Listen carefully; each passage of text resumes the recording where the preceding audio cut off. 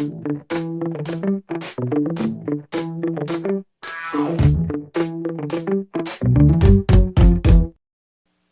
in the early days of MMOs, your words came out in text boxes. Trash talk was typed, not shouted. You could pause before you hit enter. Maybe even reconsider what you were about to say. Then came the mic. Suddenly, the walls between our voices and our tempers came crashing down. Welcome to episode 14, Voice Chat and the Rise of Verbal Abuse. I'm your host, Boss Mode, and tonight we're diving into one of the most game-changing and game-breaking evolutions in online culture, when MMOs and multiplayer games found their voice, literally. This episode isn't just about salty raid leaders or people yelling, "Heal faster," into cheap headsets. It's about how giving everyone a microphone changed everything. The good, the bad, and the absolutely unhinged. Because voice chat didn't just make MMOs louder, it made them realer. It made the social fabric of gaming more human. And that means more connection, but also more cruelty. In the world of text, a troll could hide behind a wall of words. In voice chat, they came alive. Alright, let's go back to the beginning when the communication evolved from keyboard chatter to open mic chaos, and see how the simple act of talking changed the way gamers play, fight, and treat each other. Alright, let's start with the good, because voice chat wasn't always toxic. In fact, at first, it was revolutionary. Before Discord, before even Skype, there was Ventrilo and TeamSpeak, the OG tools of MMO coordination. Ventrilo was where guilds became families, where raid leaders barked orders like drill sergeants, and where you could finally hear your friends laugh after a clean boss kill. It made everything feel more real. You weren't just a paladin on a screen anymore. You were the guy with a laugh, an accent, a human voice. It turned MMOs from chat rooms into communities. There was a guild in World of Warcraft called the Iron Vow. They were casual, laid back, mostly adults with jobs, kids, and a questionable raid attendance. They used Ventrilo to coordinate, but before long it wasn't about the raids, it was about the people. Friday nights became hangouts. They talked about life, vented about work, celebrated promotions, and cried over losses. When one of their members, a healer named Sarah, passed away unexpectedly, the guild held an in-game memorial. Dozens of players logged in, stood silently in formation, their characters bowed. They didn't need text boxes for that moment. They had silence, and silence hit harder in voice chat. That's what voice did in MMOs. It made the world human. It created bonds that text couldn't touch. But with that human connection came something else, human aggression. Because in Ventrilo made people closer, Xbox Live made them monsters. If you survived Xbox Live voice chat in the 2000s, hey, congratulations, you probably have emotional calluses thicker than raid boss armor. The Halo 2 lobbies were legendary. You could hear the rage of 10,000 angry teenagers all screaming at each other through $10 microphones held together with duct tape. And it wasn't just MMOs, it was the start of something bigger. For the first time, gamers everywhere could yell directly at each other. There was no typing delay, no filter. Just raw emotion, joy, anger, ego, and insecurity blasting through cheap speakers. If text chat was trolling with a wink, voice chat was trolling with a megaphone. And that energy, well, it bled into MMOs fast. By the time World of Warcraft raids started using voice regularly, it wasn't just a communication tool, it was a hierarchy. The loudest voices became the leaders, the quiet ones faded into the background, and if your mic quality sucked, you might as well have been invisible. Every MMO player who's ever joined a serious raid group has heard it. The voice of the raid leader hitting their breaking point. One night during an Elder Scrolls Online trial, a group wiped for the 5th time on a boss named Zamaja. The leader, let's just call him Rothgar, had been calm, composed, instructional. Until that moment, the log showed nothing out of the ordinary. But the recording, oh man, the recording is infamous. Who pulled early? Who did it? I swear to you.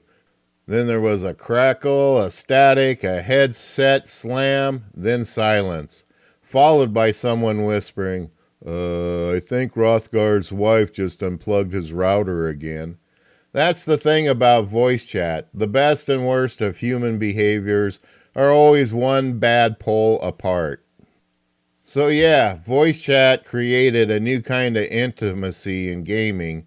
It connected players like never before. But it also opened the door for a new kind of toxicity, the kind you can hear. In the next segment, we're diving into that. How trash talk became an art form, how rage became entertainment, and how some players learned to weaponize their words. Because once voice chat went mainstream, silence became a rare luxury. Let's get one thing straight. Trash talk didn't start with voice chat. It's as old as gaming itself. Even Pong probably had someone yelling, "Get wrecked, loser," through the dorm room wall.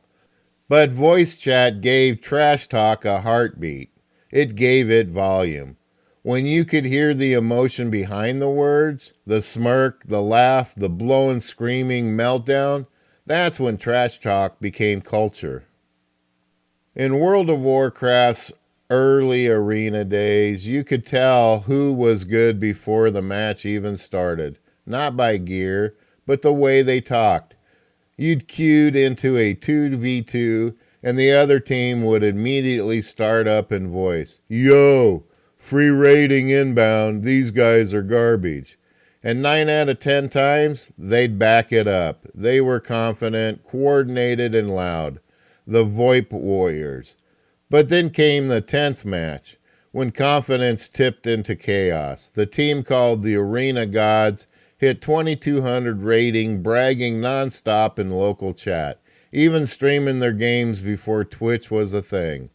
Then someone recorded them mid-loss, the entire team arguing like a bad reality show.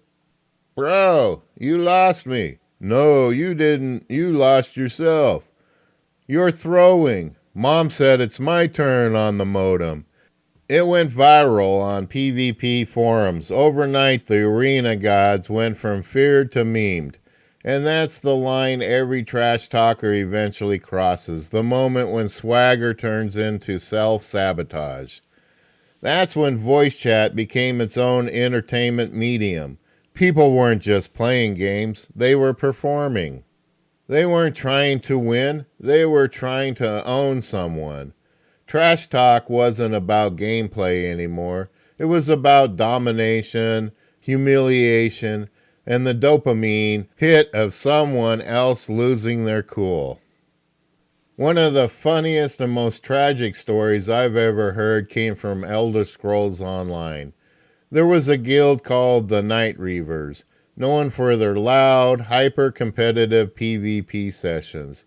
Their leader, we'll call him Cade, had the kind of voice that made every sentence sound like a motivational speech.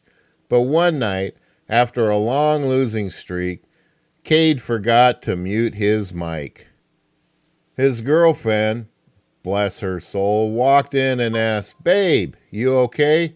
And you hear him sigh and say, "Yeah, it's just these guys are hopeless. I can't carry these potatoes forever." Dead silence on comms. Then someone pipes up, "We can still hear you, Cade."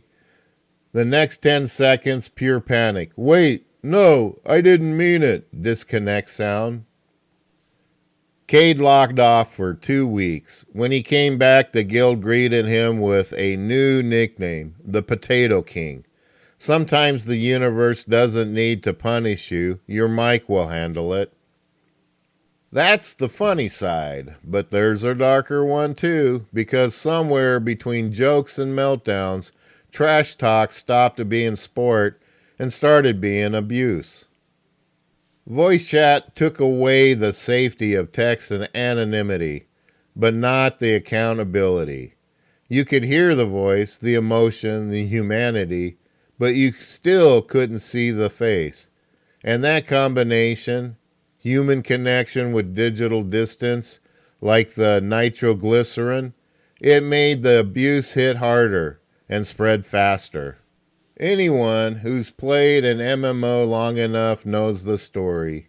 You join a raid group, you hear a woman's voice for the first time, and suddenly half the team forgets how to behave like human people. It happened in WoW, in ESO, and in Final Fantasy everywhere. You'd get the "OMG, you're a girl" comments, the unsolicited friend requests, the immediate assumptions that you couldn't play your class, or worse, the harassment. One guild officer from FF14 told me she used to log into raids muted, pretending to be silent, because every time she spoke, someone would get weird. When she finally unmuted after months, one of the officers said, "Wait, I thought you were a guy this whole time." She laughed, but it wasn't funny. That's the thing. Voice chat brought personality and connection, but it also exposed bias. People's real voices made them targets. Then there's language and accent. In EVE Online, a player named Captain Maru led a small mining corporation. He was from Brazil, and his accent was thick but friendly. He was known for staying calm even when pirates raided his fleets. One day, a new recruit joined voice chat and started mocking his accent. I mean relentless, imitating him, laughing, dragging others into it. Within minutes, half the fleet muted the guy, the other half booted him from comms. Maru didn't rage or fight back, he just said, "There's no place for small minds in a big universe." That line became a meme in EVE communities. People turned it into signatures, forum banners, and even ship names. And just like that, the harasser became irrelevant. The calm guy became a legend. That's the dual nature of voice chat. It reveals who people really are. Voice chat exposed our humanity, the good, the bad, and of course the ugly. It made cooperation more meaningful, but it also made cruelty personal. And when someone's voice cracks under harassment, when you hear them go silent mid-sentence, that's not a stat or a log entry, that's impact. The anonymity of the internet doesn't just empower trolls, it isolates victims. You don't see the face, you just hear the break. But the story doesn't end there, because as voice chat toxicity got worse, players started to push back. They built their own systems of respect, moderation, and defiance. In the next segment, we'll talk about the rebellion, how gamers started policing their mics, forming positive spaces and saying, "Not in my raid," because while voice chat gave rise to the verbal abuse, it also gave rise to something else, accountability. By the late 2010s, voice chat wasn't just a feature anymore, it was an expectation.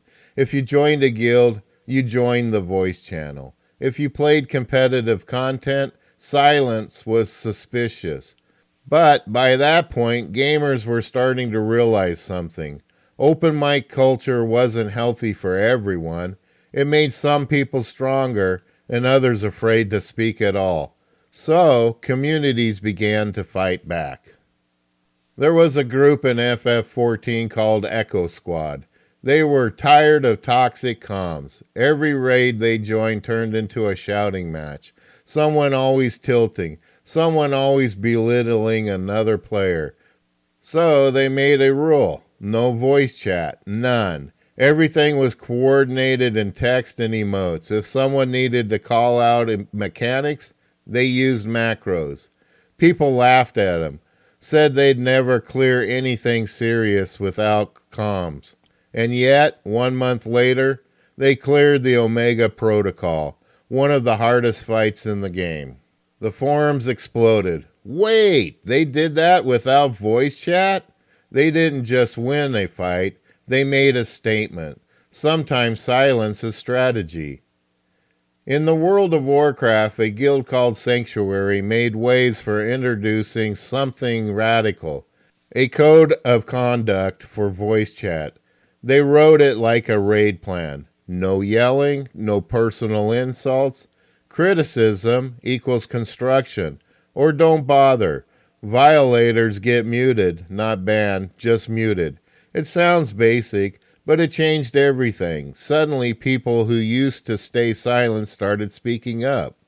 New players who had never felt comfortable using their mic started calling mechanics, giving advice, and laughing. Toxic players didn't last long. They either adapted or left. One of the officers told me, "We didn't need mods, we just needed a culture." That's the truth about voice chat. It's not inherently bad, it's just a mirror. It reflects the room you build. As the streaming culture exploded, so did spotlight on voice chat. In ESO, a streamer called Queen Nessa went viral for a different kind of moment. During a PvP match, one of her teammates started verbally abusing another player for missing an ultimate.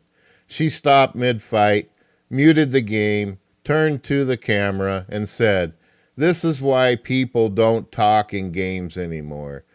Then she left the match live stream on. The clip hit Reddit, and the comment section was divided. Half praised her, half called her dramatic. But here's the important part. The teammate apologized publicly later that night. That's what visibility does. It forces people to confront their words. Because when you know someone might be watching, suddenly the mask slips. That's the rebellion, not against voice chat itself, but against the normalization of abuse. Players didn't stop talking, they just started choosing how they talked. Guilds made rules, streamers set examples, and developers slowly began adding features like push-to-talk filters, moderation bots, and report systems for voice comms. It took a decade of yelling, but we finally started listening. So, what did voice chat teach us? It taught us that connection and cruelty live in the same frequency.